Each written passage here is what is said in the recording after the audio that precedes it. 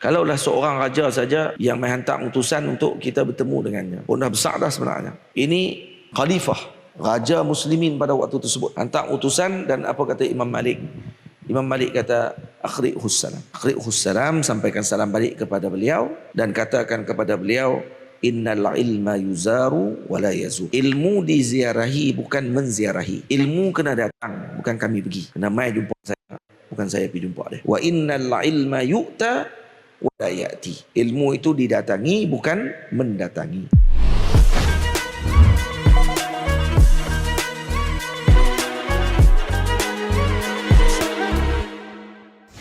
Bismillahirrahmanirrahim.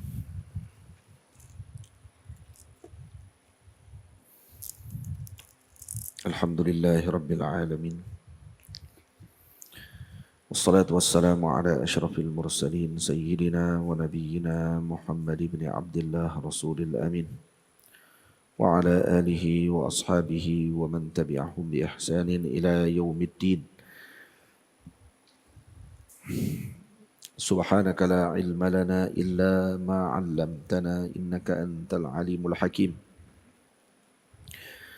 Rabbi syrah li sadri wa yassir li amri wahlul 'uqdatam min lisani yafqahu qawli. Rabbi yassir wa la tu'assir. Rabbi tammim bi khair wa ba'd. Al-Habib Ahmad bin Hasan Al-Attas rahimahullah mengatakan, lamma ji'tu ila sayyidi Ahmad Dahlan awalan qala li. Habib Ahmad bin Hasan Attas kata, ketika mana aku mula-mula bertemu dengan Sayyid Ahmad Zaini Dahlan, Mufti Makkah Al-Mukarramah, maka Al-Habib Sayyid Ahmad Dahlan mengatakan, utrukil awrada kullaha watlubil ilma.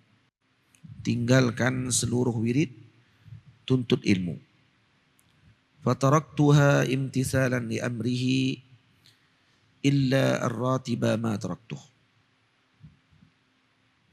Maka aku meninggalkan seluruh wirid, mengikuti arahan Sayyid Ahmad Zaini Dahlan, melainkan ratib saja. Ini ratibul haddad.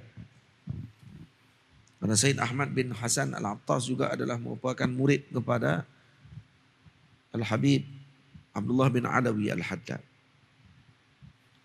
Summa qala li, kemudian hatta kata Sayyid Ahmad Zaini Dahlan, hatta ar-ratib.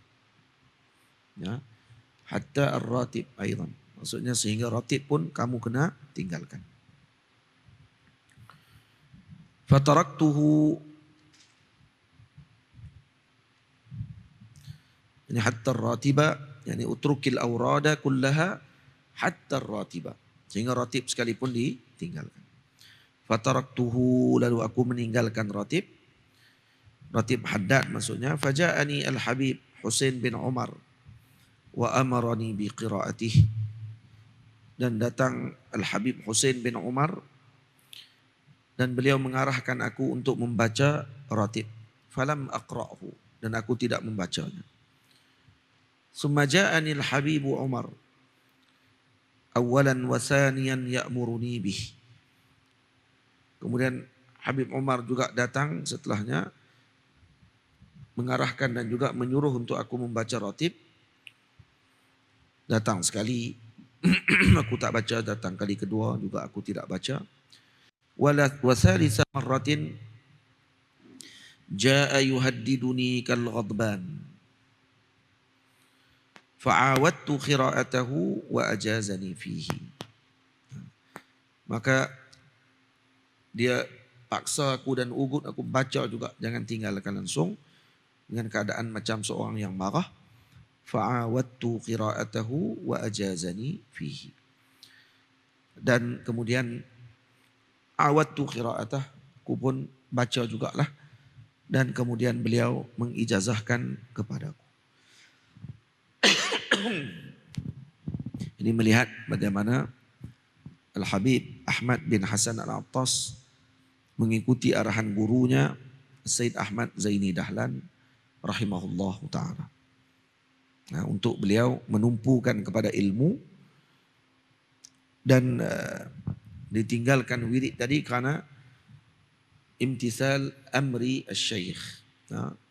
Mengikuti arahan gurunya untuk mempelajari ilmu semata-mata. Anil Imam Sya'rani rahimahullah annahu kana yahsulu lahu suda'un fi ra'sihi bisababi takrari mahfuzatihi ma'a habsin nafs. Al-Imam Sya'rani rahimahullah annahu kana yahsulu lahu suda'un fi ra'sihi. Pernah berlaku sakit kepala yang sangat teruk disebabkan kerana takrari mahfuzatihi, mengulang pengajian beliau, hafalan beliau, ma'a habsin nafsi. Jadi bersama dengan habsin nafs, maksudnya dia duduk di dalam tempat yang tersembunyi. Fayukhbiru syaikhahu Asy-Syaikh Zakaria Al-Ansari bidzalik. Lalu beliau memaklumkan kepada gurunya, yaitu Syekhul Islam Zakaria Al-Ansari. Fayaqulu, lalu kata Maulana Syekh Zakaria Al-Ansari, iqra' al-ilma wanwi al-istishfa bihi yahsul laka syifa. Baca ilmu dan niatkan dengan ilmu tersebut agar kamu diberikan kesembuhan dengannya. Maka insya-Allah kamu akan disembuhkan oleh Allah. Fayanwi al-istishfa bil ilmi fayahsudu lahu asy-syifa. Maka dia niatkan waktu belajar tadi mengambil ubat dengan ilmu tersebut. Ulama dulu kalau sakit pergi mengaji. Orang sekarang kalau sakit yang ditunggu untuk tidak pergi mengaji. Zaman dulu kalau sakit demam, yang mula dia hadir adalah pengajian. Karena diniatkan syifa dengan pengajian tersebut. Zaman sekarang terbalik. Sekarang kalau sakit kita akan tinggalkan pengajian dan kita akan abaikan pengajian tersebut. Karena kita kata kita sakit. Zaman dulu ulama mengambil ubat dengan menghadiri majlis pengajian. Maulana Zakaria Al-Kandahlawi rahimahullah dikatakan waktu ketika beliau sakit, doktor bagi tahu tidak ada ubat bagi sakit dia tersebut. Lalu ditanya kepada muridnya yang paling rapat, apa dia yang selalu Maulana Zakaria lakukan untuk cari kesembuhan? Maka kata beliau, dibawa pergi ke maktabah. Sampai di perpustakaan, diberikan kitab satu. Lalu tengok Maulana Zakaria buka kitab tersebut, dibaca dan kemudian dibagi lagi kitab kedua, ketiga. Dan akhirnya dilihat peluh mencurah keluar daripada tubuhnya dan sembuh pada ketika tersebut disebabkan kerana sibuk dengan ilmu. Saya ke Kerala baru-baru ini bertemu dengan salah seorang daripada ulama tua di sana, yaitu Syekh Kunyam Kutur, ataupun di nama beliau adalah Tajul Muhaqqiqin Uhaimid. Tajul Muhaqqiqin Uhaimid hafizahullah ta'ala wa radhiya anhu. Beliau diceritakan oleh salah seorang daripada murid beliau kepada saya bahawa waktu ketika dia belajar dulu, Tajul Muhaqqiqin ini iaitu Syekh Uhaimid Musliar, Tuan Guru Uhaimid ini, beliau selalu jatuh sakit. Waktu dia belajar dulu selalu jatuh sakit. Badannya jadi panah. Dia tak boleh mengaji. Sehingga gurunya, iaitu Bahrul Ulum, Al-Imam Zainuddin rahimahullahu ta'ala, Bahrul Ulum. Bahrul Ulum ni adalah syekh yang berada di Baqiyatus Salihat. Nah, antara murid Bahrul Ulum yang masih hidup pada waktu ini ialah Sultan Ulama Syekh Abu Bakar Ahmad, Mufti India. Yang kedua Syekh Sulaiman bin Ahmad yang merupakan guru kepada Syekh Muhammad Abdul Rashid Musliar. Dan yang ketiga Syekh Uhaimid Musliar. Jadi Tiga-tiga ni masih ada lagi sekarang ni dan dah tua. Jadi waktu dia mengaji, badan dia panah, tak boleh mengaji. Jadi dia kena mandi ataupun dia kena disiram badan dia dengan air, baru boleh kurangkan kepanasan tadi. Katanya dia diganggu dengan jin. Diganggu oleh jin untuk menghalang dia daripada mengaji. Tapi apa yang dia buat? Gurunya Baharul Ulum suruh dia balik. Balik rehat. Nah, kamu sakit. Dan dia baliklah sekali dan berehat, dan dalam masa yang sama dituang air ke atas badannya kerana tak boleh tidur. Tapi dia tetap pegang kitab dan mengulang pengajian beliau. Dan setelah tu dia minta izin kepada gurunya untuk duduk dalam majlis ilmu gurunya dalam keadaan berbaring. Kerana dia tak boleh duduk. Dan dia berbaring dan disiramkan badannya dengan air pada waktu ketika di dalam majlis gurunya. Macam tu sekali. Akhirnya Allah Subhanahu wa taala memberikan kepada beliau ilmu laduni. Dan dia memahami masalah-masalah yang awisah, masalah-masalah yang susah dalam kitab usul fiqh, dalam kitab ilmu maqulat, dalam kitab ilmu mantik dan seumpamanya, nahwu dan saraf, diberi oleh Allah dengan ilmu laduni. Dan dia dapat menyelesaikan dan memahami masalah yang tidak difahami oleh orang lain. Barakah apa? Barakah ilmu. Barakah ilmu dan juga kesungguhan ketika beliau menuntut ilmu. Ini kisah-kisah macam ini sepatutnya dijadikan pedoman oleh penuntut ilmu. Tuan Guru Haji Abdullah Lubuk Tapah,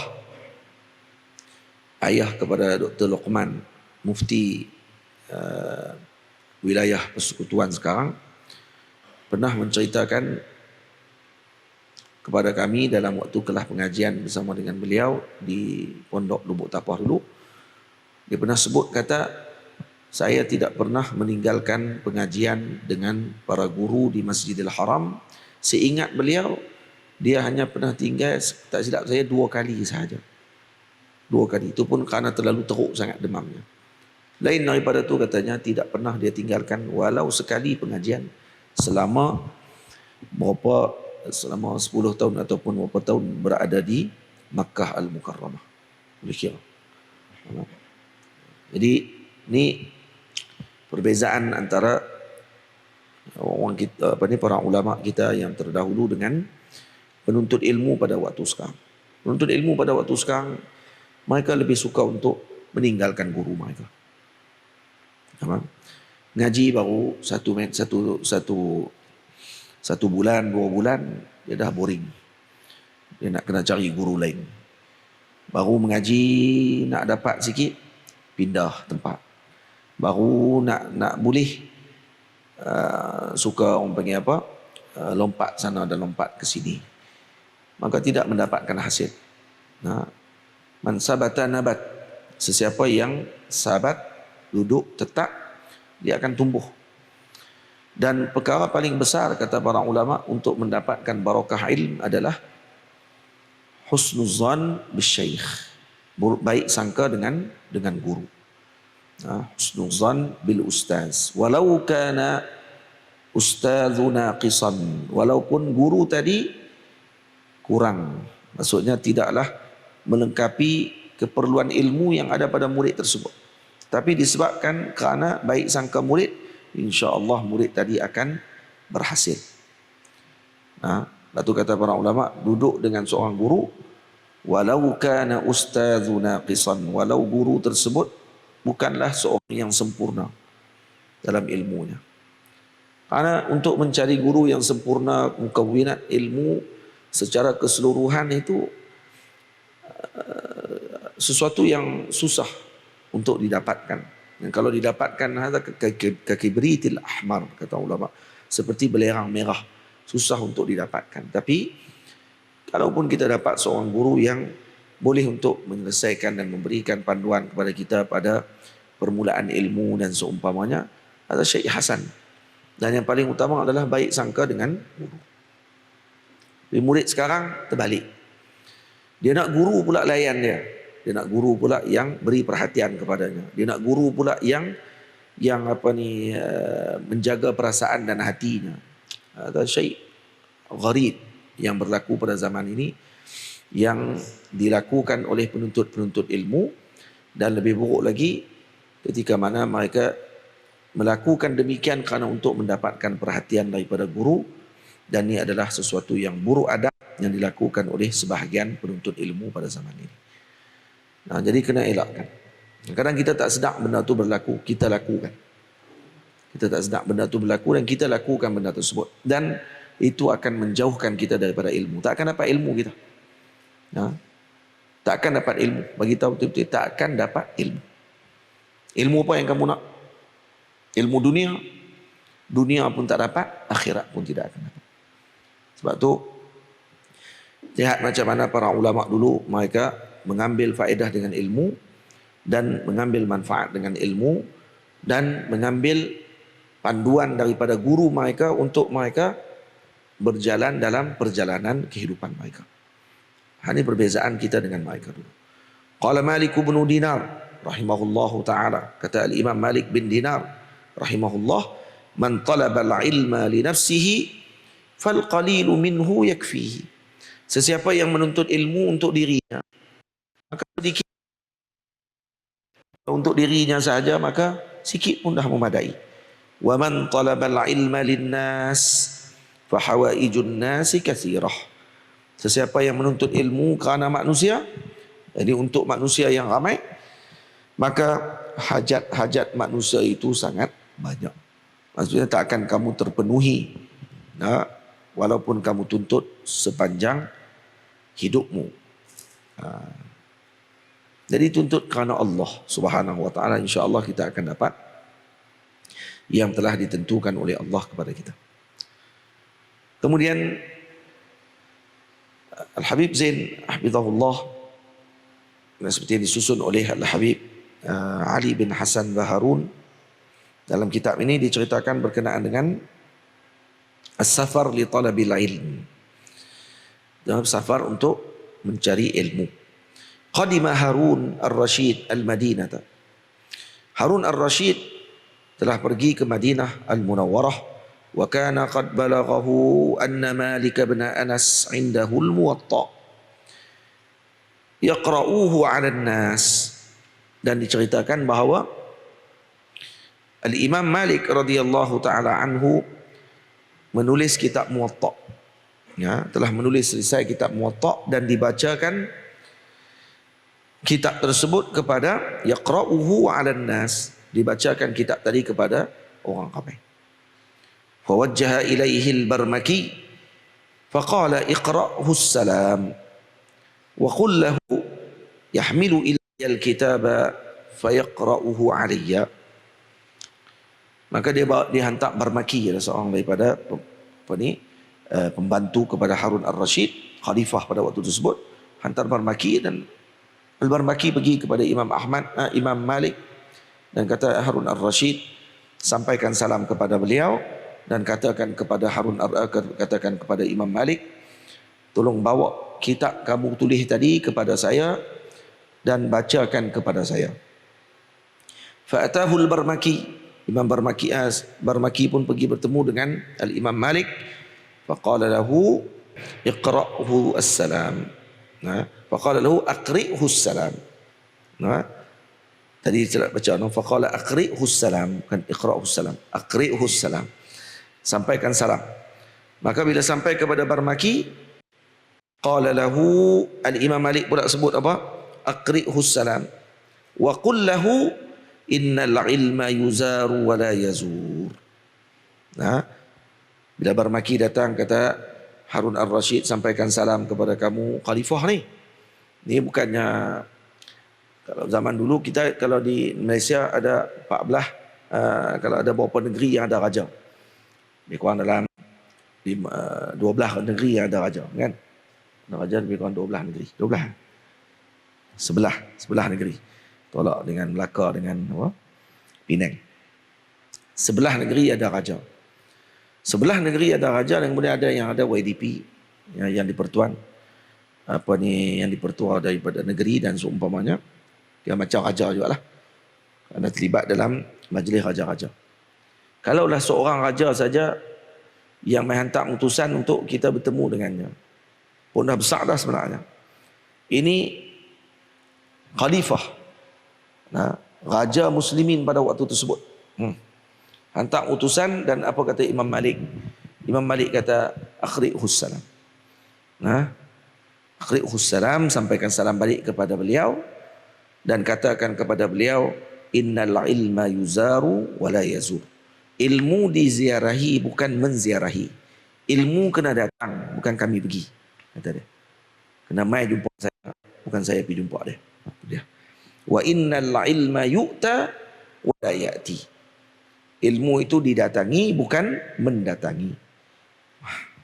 Masya-Allah. Ini ulama dulu lah. Allah panggil macam tu, celapak pi, ya. Rahala Jabir bin Abdullah min al-Madinah ila Misr ma'a 'ashratin min as-sahabah. Jabir bin Abdullah telah rehlah daripada Madinah ke Mesir bersama dengan 10 orang sahabat Nabi SAW. Fasaru syahran fi hadithin balaghahum an Abdullah bin Anis al-Ansari yuhaddithu bihi an Rasulillah sallallahu alaihi wa alihi wasallam hatta sami'uhu. Saru syahran, mereka berjalan sebulan perjalanan daripada Madinah ke Mesir, sebulan. Untuk apa? Untuk dengar satu saja hadis. Hadis yang disampaikan, yang mereka yang dengar, kata hadis tadi disebutkan oleh Nabi. Yang mendengar hadis tersebut adalah Sayyidina Abdullah bin Anis al-Ansari. Dia yang dengar hadis tersebut. Lalu Sayyidina Jabir bersama dengan 10 orang lagi sahabat pergi ke Mesir pada waktu itu untuk bertemu dengan Abdullah bin Anis, mendengar hadis tadi, dan kemudian terus balik. Sayyidina Jabir bin Abdullah katanya tidak turun pun kuda. Dia sampai-sampai bagi salam kepada Sayyidina Abdullah bin Anis. Dia kata, bukankah kamu pernah mendengar hadis daripada Nabi? Tolong bagi tahu balik ataupun baca balik hadis tadi kepada saya. Sayyidina Abdullah bin Anis baca hadis tersebut. Setelah dibaca hadis tadi, maka Sayyidina Jabir bin Abdullah pun bagi salam, assalamualaikum, balik terus ke Madinah Al-Munawwarah. Ini sahabat Nabi SAW. Kana al-Habib Ahmad al-Habshi sahibu al-Syi'bi yasrahu min al-Husaysah ila Ainat lihuduri madrasi Syekh Abi Bakr bin Salim. Habib Ahmad al-Habshi sahibu al-Syi'bi yasrahu min al-Husaysah ila Ainat. Husaysah ila Ainat, dia punya jarak dia untuk hadir. Dia pergi daripada Husaysah ke Ainat ni untuk hadir pengajian Syekh Abi Bakar bin Salim. Wa kanatil masafah bainahuma masafatal qasri taqriban 41 km. Lebih kurang dalam jaraknya 41 km. Pergi untuk mendengar pengajian daripada Al-Imam Syekh Abi Bakar bin Salim. Zaman tu Syekh Abu Bakar bin Salim ni datuk kepada Habib Omar. Datuk kepada Habib Omar. Jadi perjalanan 41 km zaman tu bukannya naik kereta. Wa kadzalika kana al-Habib Ahmad bin Zain al-Habshi ya'ti min al-Hutah ila Tarim li huduri majlis Habib Abdullah al-Haddad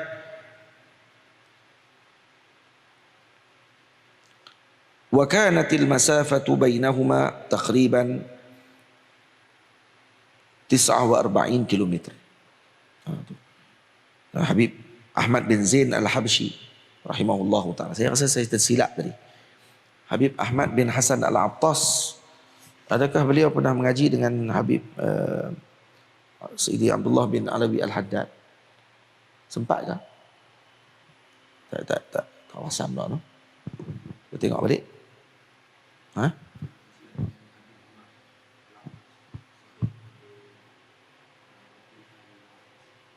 Habib Ahmad bin Attas, Habib Omar Al-Attas. Jadi tadi Habib Omar tadi.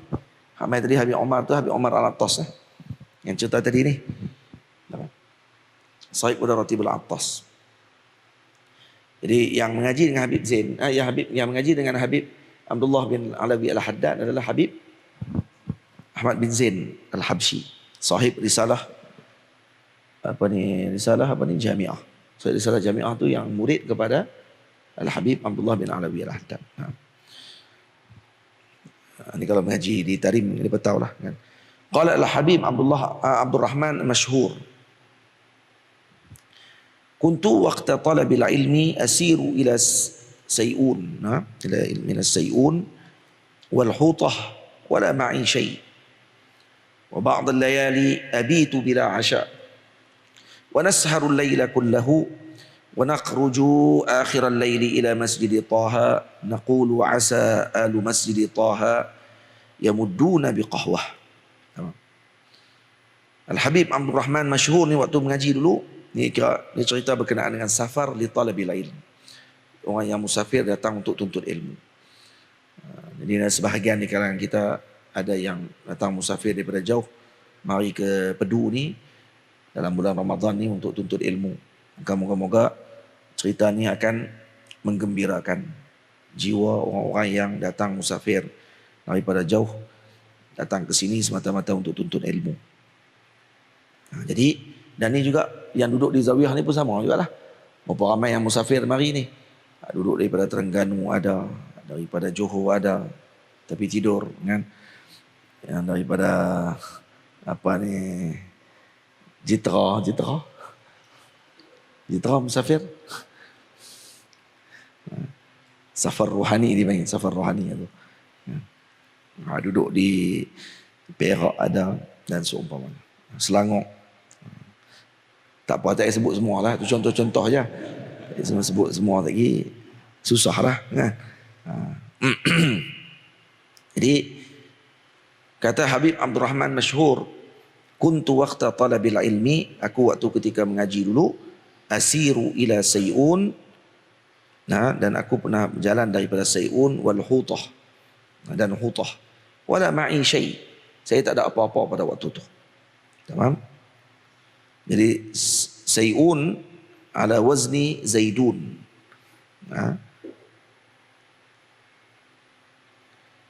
Wa ba'd al-layali abitu bila 'asha'. Dan sebahagian malam kadang-kadang waktu dalam perjalanan saya tidur tidak ada makanan malam. Tak ada makan malam. Tidur dalam keadaan berlapar. Wa nasharu al-laila kullahu. Dan kemudian sepanjang malam tadi berjaga tidak tidur. Dengan ilmu maknanya. Maksudnya dengan wirid, dengan ilmu, baca kitab. Wa naqruju akhir al-laili ila masjid Taha. Dan hujung malam dah, lewat malam dah, baru keluar pergi ke masjid Taha. Nah, di masjid Taha tu untuk apa? Naqulu asa alu masjid Taha yumidduna bi qahwah. Moga-moga orang-orang di masjid Taha tu bagi dekat kami kopi walau satu cawan. Nah, dia nak minum kopi je, kok ada depa jamu kopi pada waktu tu. Ni menuntut ilmu zaman dulu. Kita tidur dengan kenyang. Nasi lebih pula. Masih lagi. Tahu setengah. Itu. Terlalu mewah zaman dah. Nak tulis laman akhir, nak tulis apa kita ni? Agak-agak nanti. Saya waktu mengaji dulu, makanan jenuh. Tu kelebihan apa tu? Makanan jenuh. Sampai berat badan makin naik pula. Butang tak boleh buh dah. Makin bulat nampak kan. Macam ikan buntai. Jadi macam mana nak tulis manaqib apa ni kita ni? Naqib apa kita ya dah? Abdul Rahman? Fadlan min Allah wa na'mah, tak ingat kan? Baik. Ini ulama dulu, zaman dulu macam tu mereka punya pengajian. Kita kalau baca ni, tujuan baca ni untuk apa ni? Untuk kita sedar bahawa kita ni jauh daripada mereka, dan banyak lagi perjalanan pengajian kita yang tidak mampu untuk meniru mereka. Jadi bacaan kitab yang begini sebenarnya adalah untuk menerbitkan kembali semangat dan mengeluarkan kembali orang panggil apa? Keaiban diri kita, melihat keaiban diri kita. Kita ni banyak rehat sebenarnya daripada kita mengaji. Tapi kita mengaji. Lepas tu balik mengaku jadi alim. Balik ke kampung kita nanti, balik ke tempat kita nanti, terus anak alim. Nah, belakang pula Az-Zawawi, kan? Kalau di Indonesia pula, kalau di India, di Kerala, mereka akan letak nisbah di belakang mereka dengan nama pengajian, tempat pengajian. Contoh kalau kata Syekh Abu Bakar Ahmad Sultanul Ulama, gelaran dia Al-Baqawi. Al-Baqawi daripada Baqiyatus Salihat. Itu juga Syekh Muhammad Abdul Rashid Musliar. Syekhuna Syekh Muhammad Abdul Rashid juga Al-Baqawi daripada Baqiyatus Salihat di Tamil Nadu. Kemudian ada yang keluar daripada Madrasah Ihya ataupun Jamiah Ihya Sunnah, maka digelar Ahsani. Yang keluar daripada tempat Syekh Abu Bakar Ahmad Saqafiyah Sunniyah digelar As-Saqafi. Lagi apa lagi? Ada lagi tempat lain? Ahsani, Baqawi, Saqafi, lagi ada lagi? Itu antara tempat-tempat terkenal di sana lah yang mengeluarkan para alim ulama. Kalau keluar dari Zawiyah dipanggil apa? An-Nasiri ataupun Az-Zawawi. Nah, jadi keluar dari sini gelaran dia tu lah, tu mengaku yang tu baca kitab Ta'ti, kan? Barih boh tunggang terbalik. Lepas tu buat malu ke orang, kan? Sebab tu mengaji sungguh-sungguh. Bukan untuk disebut, bukan untuk digelar. Tak. Untuk kita menghilangkan kejahilan bagi diri kita. Yang tu. Boleh. Seterusnya, satu lagi kisah kemudian kita berhenti. Kana Syekh Salim radhiyallahu anhu min kibari a'immatil mu'tamadina wal ulama'il muhaqqiqin. Syekh Salim radhiyallahu anhu di kalangan para imam yang menjadi panutan, mu'tamadina wal ulama'il muhaqqiqin. Wa kada al-ilmu an yandarisa fi nahiyati Hadramaut fa ahyahu. Pada waktu ketika sebelum beliau datang, ada satu tempat sebahagian tempat di Hadramaut ataupun di Hadramaut sendiri, ilmu sudah akan mati, beliau yang menghidupkan kembali majlis tersebut. Wa dzalika annahu safara fi talabil ilmi. Jadi macam mana dia menghidupkan ilmu di tempatnya? Dia tahu kata di tempat dia tadi ilmu dah tak ada ataupun hampir mati. Apa yang dia lakukan? Zalika annahu safara fi talabil ilmi wa makasa 40 sanatan fil Iraq. 40 tahun duduk di Iraq. Pergi mengaji di Iraq 40 tahun wa ghairihi, dan selain daripada Iraq musafir menuntut ilmu 40 tahun. 40 tahun. Yazunnu ahluhu annahu qad mat. Ahli keluarga dia ingat dia mati dah. Summa jaa wa darrasa fi baladihi wa aqbala alaihi talabatu al-ilmi min kulli makan. Kemudian dia pun balik dan dia mengajak, maka datang seluruh penuntut ilmu daripada banyak-banyak tempat untuk datang belajar dengan beliau. Mari daripada segenap negeri. Wa hassala al-ilma ala yadayhi qalqun kathirun. Ramai orang yang mendapatkan ilmu daripada beliau, hatta balagha adadul muftin fi tarim muftin. Jadi bilangan mufti yang ada pada waktu tersebut di Tarim saja dengan sebab beliau, 300 muftin fi asrin wahid wa musannifina kathirin. 300 mufti waktu tu hanya keluar daripada beliau. Waktu beliau mengajak tu balik, 300 mufti murid beliau yang jadi mufti pada waktu tu, dan pengarang-pengarang kitab yang banyak. Daripada mana? Daripada kesan safar beliau menuntut ilmu kerana Allah. Balik, hidupkan balik tempat dia tadi, Hadramaut, dan kemudian keluar daripada situ para alim ulama dan mufti yang luar biasa. 300 orang mufti daripada anak murid beliau. InsyaAllah petang ni kita akan sambung seterusnya kisah as-safar li talabil ilm. Kita akan sambung pada petang ni insyaAllah. Wassallallahu ala sayyidina Muhammad wa ala alihi wa sahbihi ajma'in. Walhamdulillahi rabbil alamin. Assalamualaikum warahmatullahi wabarakatuh.